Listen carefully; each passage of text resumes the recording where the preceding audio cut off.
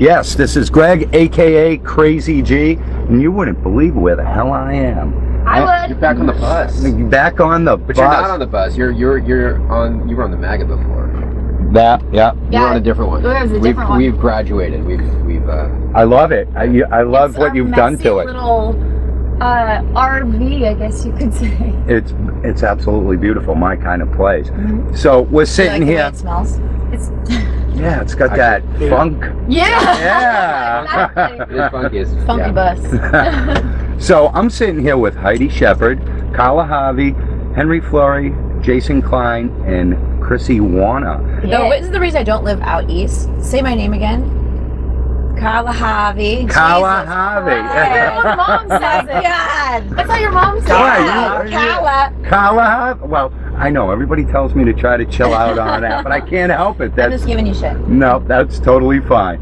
We're here with the Butcher Babies in Worcester at the Palladium, and it's like I'm just blown away to be sitting here with you guys once again. I have the pleasure of talking with metal's most recent heavyweight contender, the Butcher Babies. How's things going? It's going pretty awesome. We're in the middle of our Danzig tour. You know, we have the Mayhem tour this summer and Manson in the beginning of the year. So we've been going up, and we're just really excited about life right now. Well, the Butcher Babies are tearing it up all over the place. Since the last time we've spoke, you've been on an incredible journey. Has reality set in for you, with all of you, with respect to how far you've come in this short time? No. I think it's hard for us to kind of grasp exactly where we are and what people really are saying or thinking, because we just, we're working our asses off every day. So for us, it's our job. We're pushing forward, and we don't really see exactly what's going on. The only thing that we really have to judge off of is what we see in the crowds, and that is, almost the whole crowd singing our songs, and that's just an incredible feeling. And also, like, when we stop places, we're starting to get recognized, and the name is getting out there. And like, we'll mention, the other day we blew a tire in the middle of the night. We had to go to, I don't know, like Flying J or something, and I said, I need to call tire repair. And he's like, oh yeah, you guys in a rock band? I'm like, yeah, I'm touring. He's like, what band? I said, Butcher Babies. And he goes, oh my god, I saw you guys at Mayhem. Let me get them all on the phone right away. It's a lot of Mayhem people. A lot of people saw some Mayhem, so that was a huge. We get free showers at truck stops. Free showers. Well, that's always good, right? Yeah, hell yeah. You won't have this funk.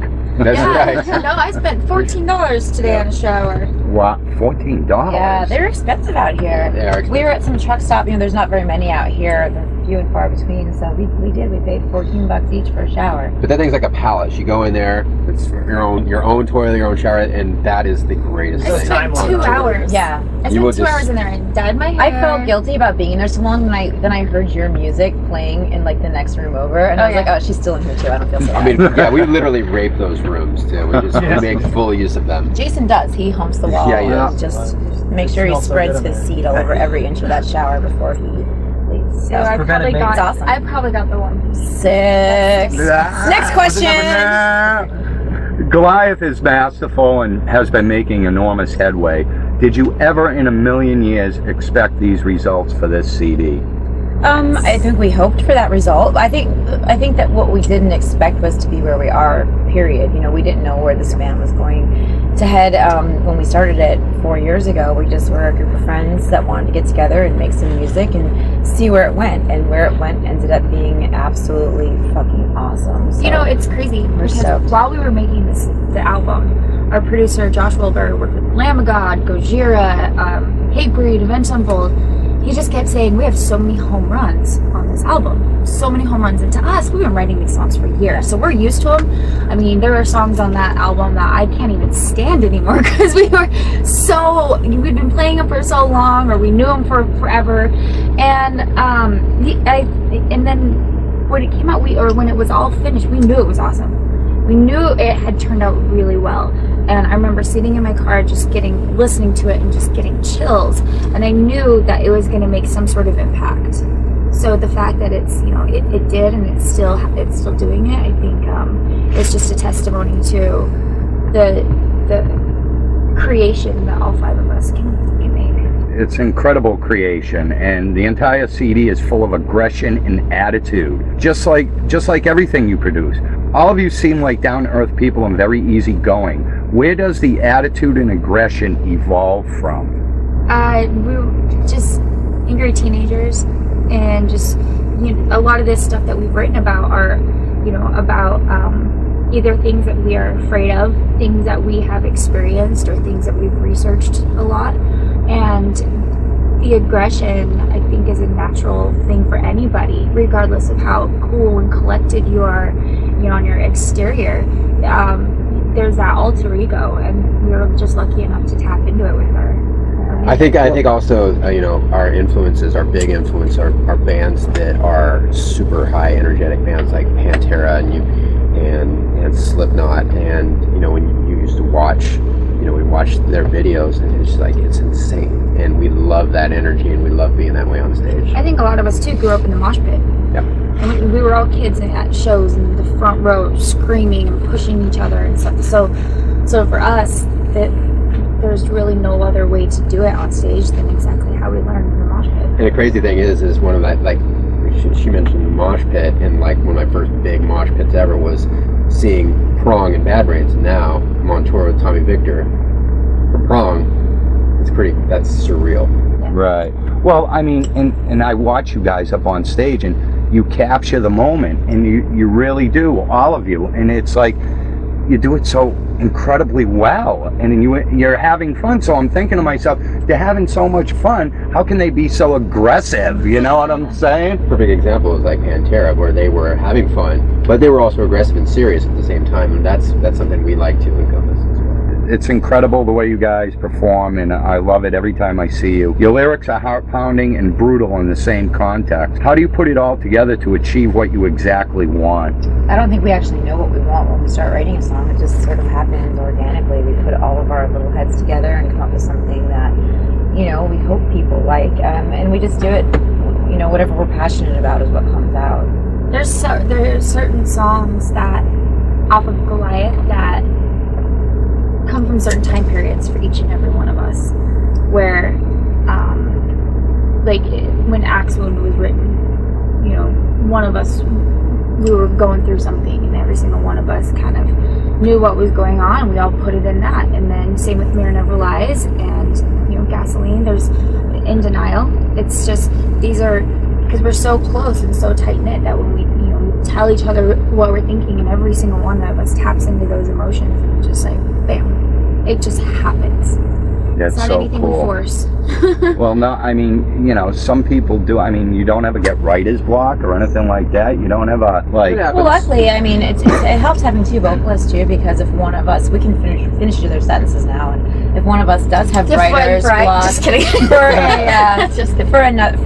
a song, I'll have the next line to her first line, or vice versa, so... Yeah, it's really nice and easy. That's cool. It works extremely well for you guys.